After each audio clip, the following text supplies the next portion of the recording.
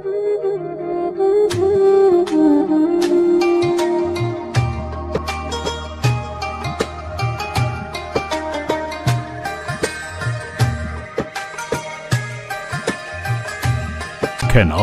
UK4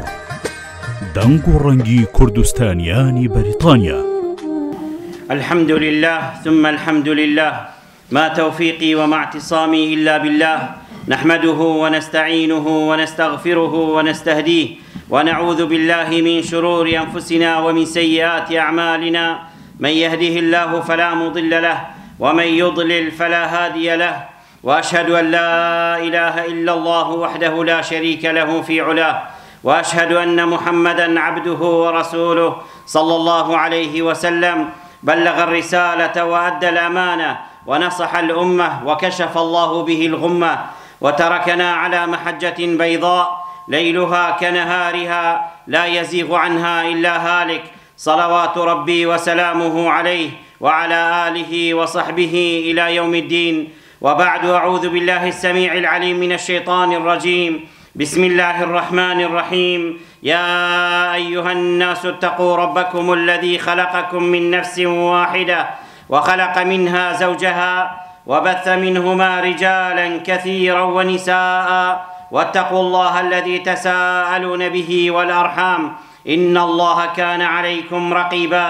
يا أيها الذين آمنوا اتقوا الله حق تقاته ولا تموتن إلا وأنتم مسلمون. يا أيها الذين آمنوا اتقوا الله حق تقاته ولا تموتن إلا وأنتم مسلمون. يا أيها الذين آمنوا اتقوا الله وقولوا قولا سديدا يصلح لكم أعمالكم ويغفر لكم ذنوبكم ومن يطع الله ورسوله فقد فاز فوزا عظيما. وبعد فإن أصدق الحديث كلام الله وخير الهدي هدي محمد صلى الله عليه وسلم وشر الأمور محدثاتها وكل محدثة بدعة وكل بدعة ضلالة وكل ضلالة في النار أعاذني الله وإياكم من الزيغ والضلال. ثم أما بعد سلامي خوي قورتان لبت لجمعي أمر دا إن شاء الله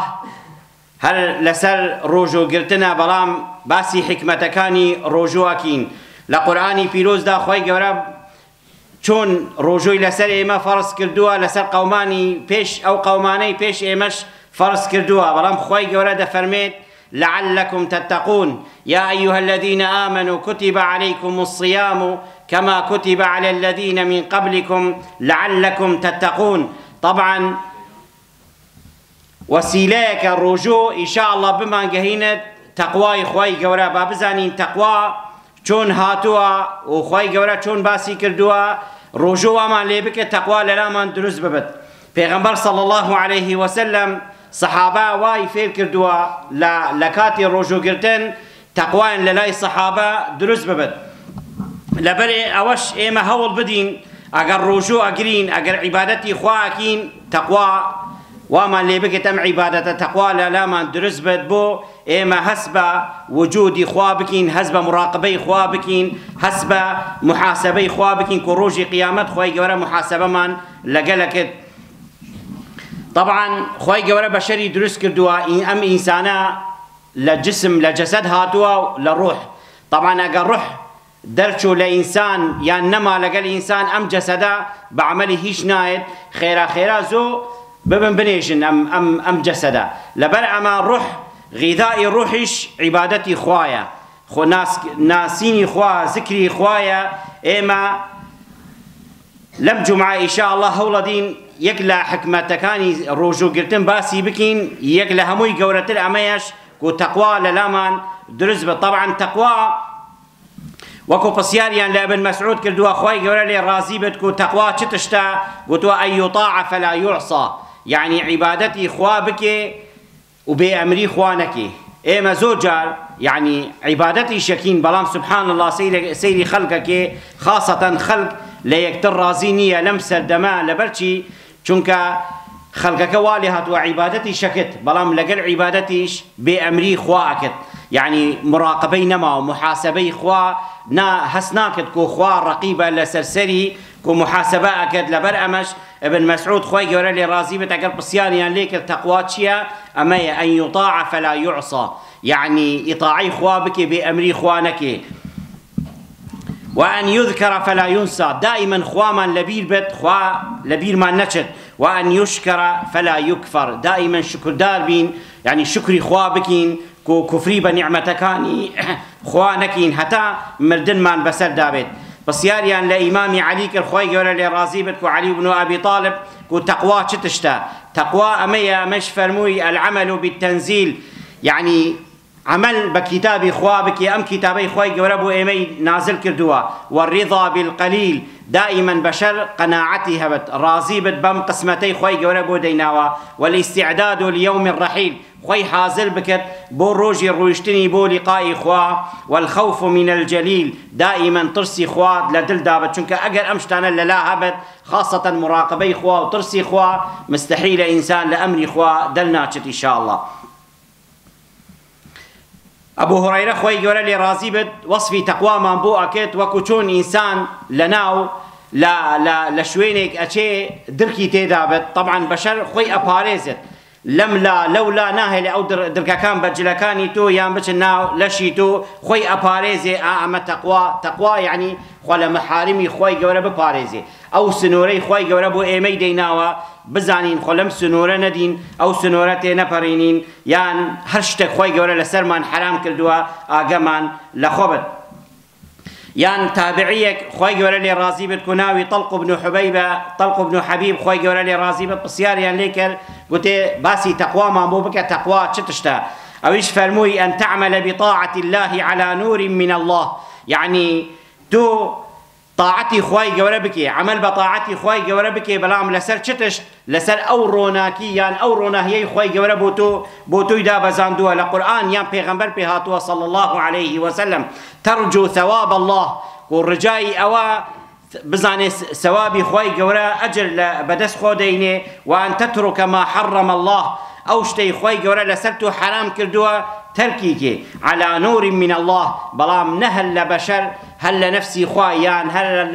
لا اوابل ولا فلان شت حرام يان حلال، حرام وحلال بس إشي خواي جوربو يمي نازل كردوا لقرآني بيروز دا چه حلاله و چه حرامه، يام پیغمبر بهاتوا صلى الله عليه وسلم كو امش پیغمبريش وحي صلى الله عليه وسلم اوي پیغمبر بهاتوا چي حلال كردوا چي حلال كردوا چي حرام كردوا لسرمان، اما حرام او اما حلاله مخافة عقاب الله، بلام هل جادي اوا هشتكي حرامه خود لينادي لبرشي مخافة عقاب الله، يعني لعقابي خواي جورا اترسي ان تعمل بالعلم لا بجهل، يعني بعلم إيش بكي بعلم طاعته وعبادات بكي نا بجهل يعني باشتك وكو بلي بحزو آرزو ين بعاطفة عبادات بعاطفة نايد كردن، ونكو لبلو مي خلقيش نكو لبل مدحي خلق ونلبل مصالحي دنيويش، بلام هموشت بعلم او علمي خوي جوربو يمي نازل كردو ايام پیغمبر بهاتوا صلى الله عليه وسلم، فالتقوى ما وقر في القلب وصدقه العمل، طبعا تقواش اميا اوي بكوت ناو دلي انسان دا ودستو قاچي انسان بعمل بكردوا امشتي تطبيق كن، اما تقوى ليرد يا ربت استا بكس لو انا همو كس واخوي حسابك تقوى جاروي نويجكين وازانين ايما تقوى، بلام تقوى لشي دياربت تقوى لكردويتو روجانه دا دياربت لا گوشكيتو دا دياربت لا چاويتو دا دياربت لا زمانيتو دا دياربت، اگر امانت هموي بارس او بزانه تقوى للايتو درز بوا. عمر بن عبد العزيز خوي جورا لي رازي بدفرميت ليس التقوى بصيام النهار وقيام الليل والتخليط بينهما، تقوى أمنية بالرجوبة وبشويش قيام الليل يعني شو نويش بكي ين تراويح بكي، أما تقوى نية والتخليط بينهما، بلام لسر أودا حرام وحلال التيكل كردبت أوي جائزة وأوي جائز نية تيكلت كردبت، أما تقوى نية تقوى دبد والي بكت وكو بلي روج أمرو عبادتك كردوا بياني باشتري لأمرو بو إنما يتقبل الله من المتقين، دبي أو تقوى والي بك برو بيش وبشي هل يعني أجا شو نويجة كتكر أو شو نويجة وبكت لبيش شو نويجة كباشتر بي، أجا صدقة كتكر أو صدقة والي بكت لبيش صدقة كباشتر بي، همو عبادتك والي بكت لبيش عبادتك يعني لدواء عبادتك زور باشتر بي لا لبيش عبادتك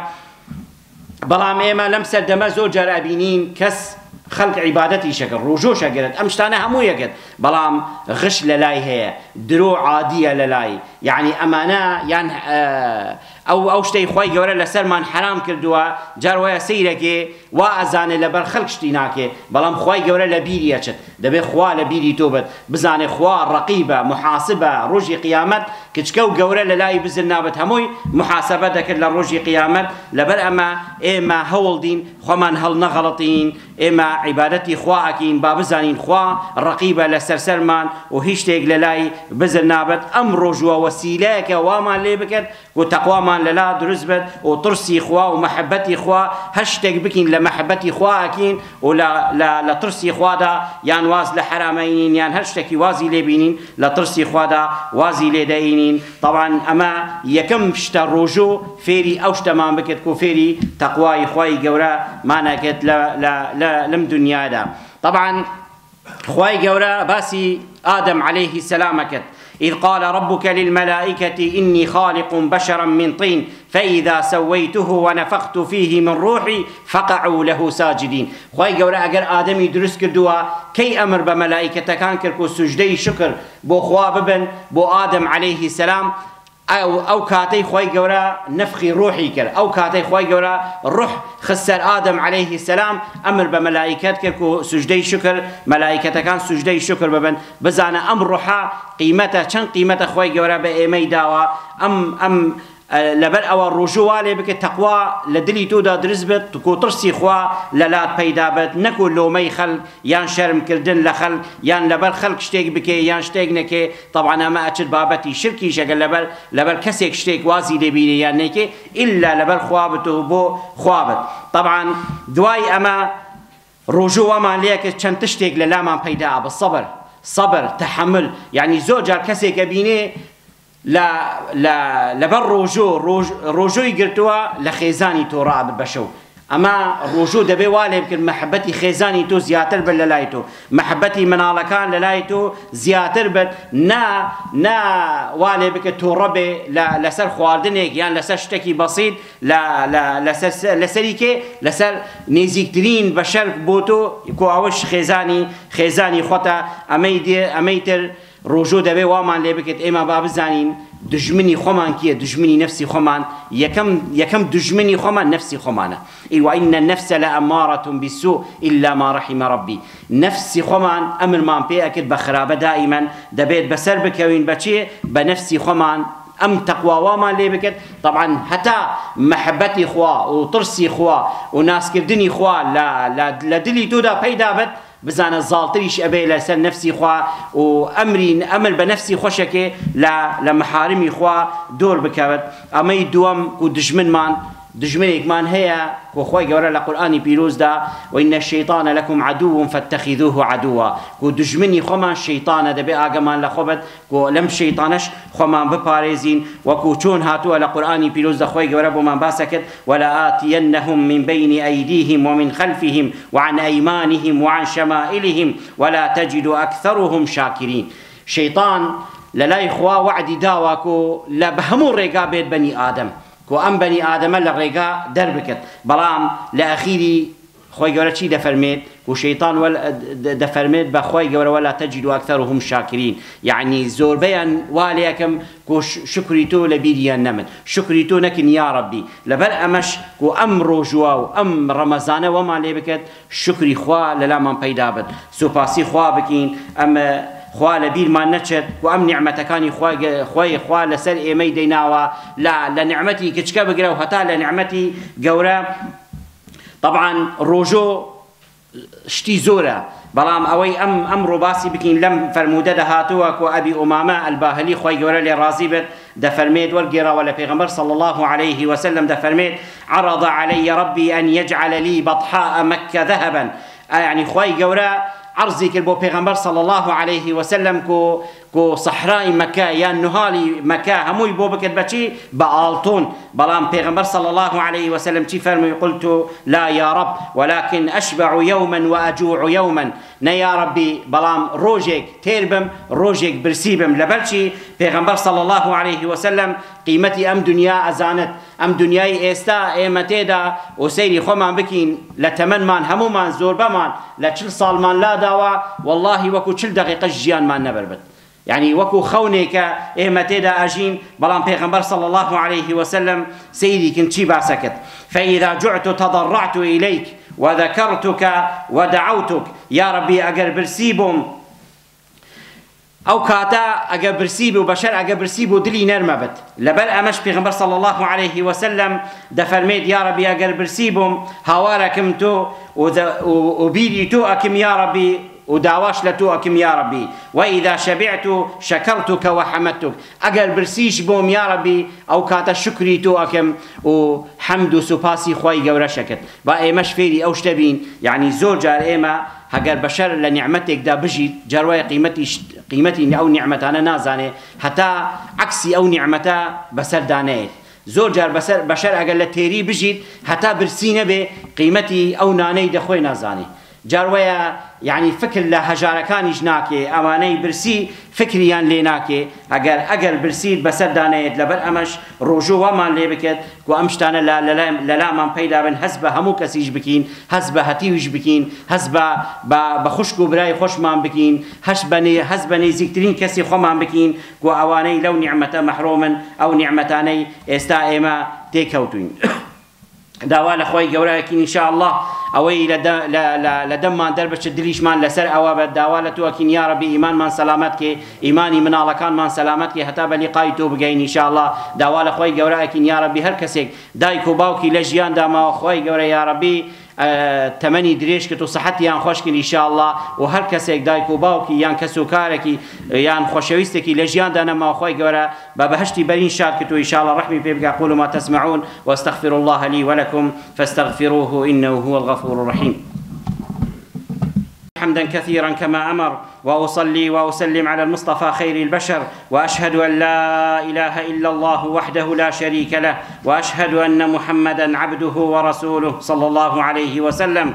پیغمبر صلى الله عليه وسلم لفرموداك دا فرميت الصوم جنة يعني الرجوع وقاية باريزة باريزة لچه وكو إنسان زۆر جارمان بینیوە ئەگەر کەسێک سەیری ئەو فیلمانەی شەڕ و شتیوای تێدا ئەوەی پێش لە سەردەمێ کۆن ئەمانە درعێکیان هەبوو بە سینگی خۆیان ئەنا و چوون بۆ شەڕ بۆ ئەگەر شتێکی پێکەوت بۆ لە جسمیان نەکەوت بەڵام پێغەمبەر صلی الله عليه وسلم دەفەرمێت الصوم جنة يعني وقاية تقيك وتحميك من النار ومن السيئات والذنوب يعني أمر جوا وقاية أتباريزت لشي أتباريزت أما أتباريزت لآجري جهنم لآجري دوزخ ولا قلنا كانت باريزت لبي أمري خوات باريزت لا شهوات وملذات الدنيا أتباريزت أما دبي آجر لما آجمن لم درعها بد دعاء دفرمت ما لم يخرقها المؤمن إلا أجر خرقا يعني كنوشتي تينكوت چونك أم كنانا زوجر أجر بيري ليبكي مثلا شوينك أشكيت يعني اشتكي ليه أما چون تيكوت أمش دفرمت بجنه أجر جنه بكي أو درعا تيكتش أو درعا وكو خوي مزبوط ومحكم نامينت لا جنه اشتوا أو جنهانش شيا وكو پیغمبر صلى الله عليه وسلم فرموي قلتن يا پیغمبر إخوة وبما يخرقها بصرمان بچي أم درعي تيك أدت قلت پیغمبر صلى الله عليه وسلم فرموي يخرقها بكذب أو غيبة دروك لدمي درجت بدرو كردن أم درعاتك أشد بدرو كردن يام بخش يام بغيبة باس كردني خلق مخابن إما زوجار رجوع شجرين برسي أبين توني أبين استغفار وشتكين عبادتي شكين برام سبحان الله بعض كزور بسوقاتي قلتوا سير كباسي كسيك يعني زوجار عليه عيبكش تدا جایز نیه تو باسی کس بکی یعنی اما زوجار اگر لا يخوت اما هیچ وکو بلین وکو صحبت اشتی برزای هر دو طرف نه بلام زوجار کسی که حاضر نیه اتو باسیش بکی امشت زور باش نیه و خاصتا درو صفته کی زور پیسه بشر حتی بتوانه خلی دور بیخه چونکه درو لەگەڵ خۆت دەبێت هەتا بێخن ناو جەهەنەم داوا لە خۆی گەورە ئەکەین یا ڕەبی خۆی گەورە ستارەمان بکەیت ئینشاءالله ئەمەی دوای ئەمە باس بکەین ئینشاءالله ئەم برادەرانە هاتوون ئەمانە طبعاً ئیشێکی خێرەکەن لە کوردستانی خۆمان لەو شوێنە ئەو شوێنەی مناڵی خۆمانی تێدا طبعاً ئەگەر فکر لە کوردستانی خۆمان بکەین و فکر لە ژیانی خۆمان بکەین ئێستا ئەم علمەی ئێستا پێمانە خۆی گەورە لێمان قبول بکەێت و خۆی گەورە مخلصیشمان کرد ئینشاءالله ئەگەر علمەکەش کێن بێت ئێمە زۆر جەش باسمان کردووە ئێمە عالم نین ئێمە ناقلین ئەوەی عالمیان بۆ ئێمە باسییان کردووە ئێمە نەقلەکەین بۆ یەکتر لەبەر ئەمەش ئەگەر فکر لە ئەمە بکەین ئەم شتە چۆن لە لای ئێمە پەیدا بووە هیچ شتێک نییە هەر لە لای تۆ پەیدا ببێت یان لە لای مناڵی خۆت پەیدا ببێت یان لە لای خوشکێکی تۆ پەیدا ببێت ئەم شتە چۆن پەیدا ئابێت دەبێت ئەم کەسانە ئەوانەی هەوڵەدن داوا ئەکەن بۆ دینی خوای گەورە ئەمانەی خزمەتی خواکن و خزمەتی دینی خواکن لەسەر زەوی هەتا ڕۆژی قیامەت ئەم کەسانن خێری تێدایە ئەم کەسانن هەوڵەدن ئینسان ئەخلاق و دین و ڕەوشت لە لای خەڵک پەیدا بکەن لەبەر ئەمە ئەم برادرانە هاتوون ئەمڕۆ بۆ مزگەوتێک لە چارقورنا دروست دەکرێت یعنی لەوانەیە مزگەوتیش نەبێت طبعا ئەگەر مزگەوتیش نەبێت لە مزگەوت باشترە و چاکترە چونکە مەدرسەیە مەکتەبەیە مناڵ گەورە و کچکە تێدا فێر ئەبێت فێری چی ئەبێت فێری قورئان و فێری دین و فێری سنەتی پێغەمبەر ئەبێت صلی الله عليه وسلم ئەوە کە باسەکەت دەڵێن مناڵی خۆ فێری قورئان بکە دوای وازی لێبینە مناڵ قورئان فێری هەموو شتێکت یعنی قەت باسی دایک و باوکیش بۆ نەکێ قورئان فێری دایک و باوکیشەکەت ولا تقل لهما أف قرآن لأخير منالكي تفيرك الرز لتو بقرد قرآن منالكي تفيرك الرز لدايكي بقرد قرآن منالكي تفيرك الرز لجيران بقرد فير أكد رز لخشكو برا بقرد منال فير أكد فيري أدب وأخلاق وهموش تكد فيري دينداري أكد ترسل لو منال نابت إدي لو منال ناطرسين نلا دنيا ونلا قيامتي يجي بقيامتي يجي إن شاء الله سرت بيبر زبت وسر فراز بي لبر أما إما هول دين إن شاء الله دستي يرمتي بو أم برادرنا دريج بكين وشوينكا لا ولاتي خمانا بو منالكاني خمانا بو أو نواني بدواي إما جبين إما دستمان تدابت يكشت هي اللي لاتان زور قرنگ بد إما زور جاروايا إيشي خير ما بيناكري يعني إيشمان بخوما ناتواني خدمتي ديني خوا بكين جاروية لوانية بزماني خوما ناتوانين يعني بدستي خوما ناتوانين بلام أتوانين دسمان بقرفان ما بدين شتك دينين والله هر كسيك لشوينك أتو دستي هاري كاري تدابت لو شوينا هر كسيك سجدة ببت أو سجدة بوتوش حسابه ولا سجدة أويش كيم نابت هر كسيك ركوع تدابت والله بوتوش حسابه أو ركوعه هر كسيك يك حرفي قرآن بخويند يك كلمة قرآن تدا بيت خويندن يام بيت لبركردن بوتوش حسابه ولا خيري أويش كيم نابت أما طبعا نعمتك زور قورية وطبعا شوين هي لو أنا داعي قوري لدرجت داعي قوري لدرجت بزانه حتى أو داعية إيش بو ديني خواكت أجري خوش ولا قرد أجر بوتوش أنويست هقال لدواي مردني توشبت طبعا أمشتانا والله زور جار بشر دبيت لناو جيغاي خدا تمناو دعا بكي كو خواي قورا أميشانا بينت بيشت بينت برانبرت كو بو أتو توش ببي لبر أما لدستي خطا ندن أقر بشتكي كتشكشبت بو روجي قيامت هم لدنياش خواي قورا سرفراز ما نكد ويستاش قناعتيش من بود همو زوربا من تمن من لچل صالي درباز بوا قناعتيش من بود درز بوا الحمد لله سرفرازي دنيا لپيش قيامتيش لم دين دايا سرفرازي دنيا لپيش قيامت لم دين داوا ولا قرآن إخوا لكتاب إخوا ولا سنة پیغمبر دا صلى الله عليه وسلم لبرما دستي هاري كاري بويان دريشكن إن شاء الله وطبعا بدلكي زور قورا چونك حقيكي ملتيني أمانا ملتي إيمن ولاتي خمانا نوي خمان لي قورا أبن أميك أمي دوام أجري خوشمان بدسك وتهم لا إيستا إيما لجيان دان حتى بدواي لدواي جياني خوشمان والله أمشتانا نعمة خوي قورينا وبيشي ما إن شاء الله دوالتو أكين يا ربي ليمان قبول بكي لكتشكولا قوري إن شاء الله يا ربي لمجاومان سبي بكي هم لدنيا وهم لقيامتي إن شاء الله يا ربي عيبدار مع عيبدار نبين هم لدنيا وهم لقيامتي إن شاء الله حشر مانكي لقل پیغمبر صلى الله عليه وسلم ولقل صحابة كاني إن شاء الله اللهم صل على محمد وعلى آل محمد كما صليت على إبراهيم وعلى آل إبراهيم وبارك على محمد وعلى آل محمد كما باركت على إبراهيم وعلى آل إبراهيم إنك حميد مجيد اللهم أيد الإسلام والمسلمين وانصر كلمتي الحق والدين وانصر عساكر الموحدين والموحدين في كل مكان يا رب العالمين. اللهم انصر من نصر دين محمد صلى الله عليه وسلم واجعلنا منهم، واخذل من خذل الإسلام والمسلمين من المنافقين والملحدين والطغاة والظالمين، ولا تجعلنا من أعوانهم يا رب العالمين. اللهم اشف أمراضنا واقض أغراضنا وحاجاتنا، ووحد كلمتنا خلف كلمة نبينا محمد صلى الله عليه وسلم. اللهم بارك لنا في أهلنا وأموالنا وصحتنا يا رب العالمين. اللهم يا حي يا قيوم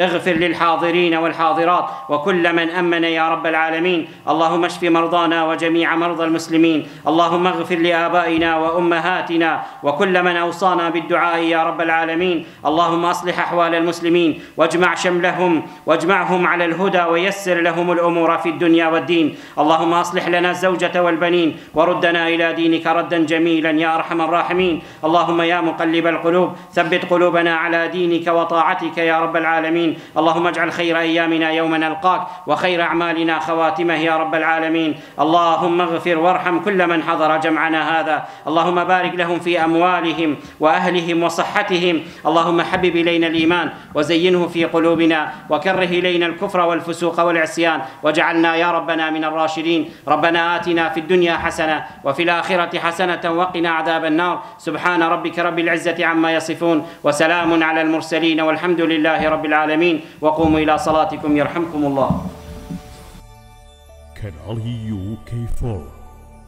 دەنگ و ڕەنگی کوردستانیانی بەریتانیا.